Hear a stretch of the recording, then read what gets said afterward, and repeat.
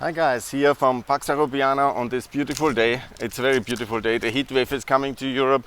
I'm already a bit exhausted. The heat is killing me, but my NATO plans are moving forward. But most important now is EU enlargement debate, of course. Yeah, for this week until the 23rd, the EU enlargement debate is the key.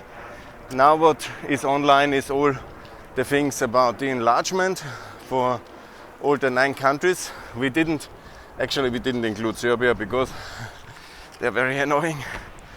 So we have done now for 8 countries, but of course Serbia is already EU candidate country and it should also join the EU after the turn to the West. So my Serbian friends, you're not excluded, you're just not so much promoted because you have anyhow a lot of promoters in the European institutions because of this Tito-esque blackmail you are successfully doing. But nevertheless, it seems the Bulgarians are blocking everything. The Russians are basically blocking. Behind the Bulgarian extremist party is Putin. He has created his own parties there, he's funding them and is of course then controlling them. And so we are in that mess. I will have these 5 o'clock discussions. You are very welcome.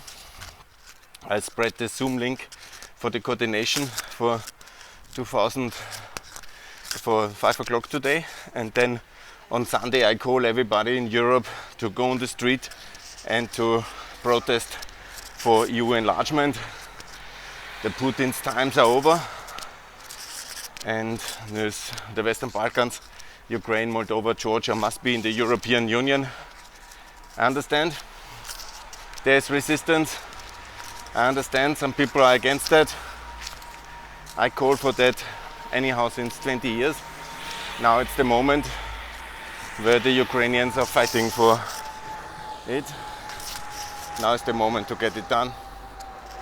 I'm sure the enemies of Ukraine, the paid agents of Russia and all those appeasement freaks, they will try to block it and derail it in the last moment, but it would be a hammer blow to Ukraine. They, of course, you know, I personally think potentially EU candidate status is completely fine, but they want to have EU candidate status. I support that. There was just the article, they don't want to be like Bosnia. That would be actually quite good to get that status. But okay, we can see the results in 1 week only. Now it's Wednesday. We will be on Wednesday, I think the summit starts, and then ending the whole week, and then leading to the G7 summit when the European leaders they will meet then Joe Biden and tell Joe, you know, we just rejected Ukraine. You just gave 54 billion to support Ukraine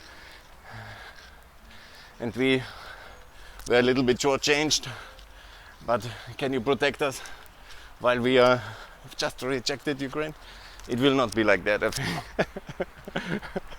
That's the summit cadence of first the EU summit, then the G7. So come to mama, meet papa later. If you annoyed and put something annoying up, then the Europeans will have a very difficult position to defend their treasonable betrayal of Ukraine, if they would do that, which I think they won't. Currently, the mood is very much pro-Ukraine, and that's absolutely the case. So I'm actually sending now this NATO thing off, and that will be my campaign then from the NATO summit. Also after the 24th is done, we have to focus on NATO enlargement of Austria. This is the real big effort then to do, and this must be the next step. And then of course to get everybody really in the EU, because the first is only to have this yes, but as Macedonia shows, It can take 10 decades. They are to EU candidate already since 2005 and were rejected to negotiate while Serbia got this possibility. So here's really the moment to get also then the momentum rolling, because we need then to make sure that the train is moving towards membership. First of the NATO allies, Albania, Montenegro, Macedonia. First of all Montenegro, my dear Montenegro. And then secondly, all the other countries, obviously. And then after recognition, together, Bosnia, Serbia, and obviously Kosovo.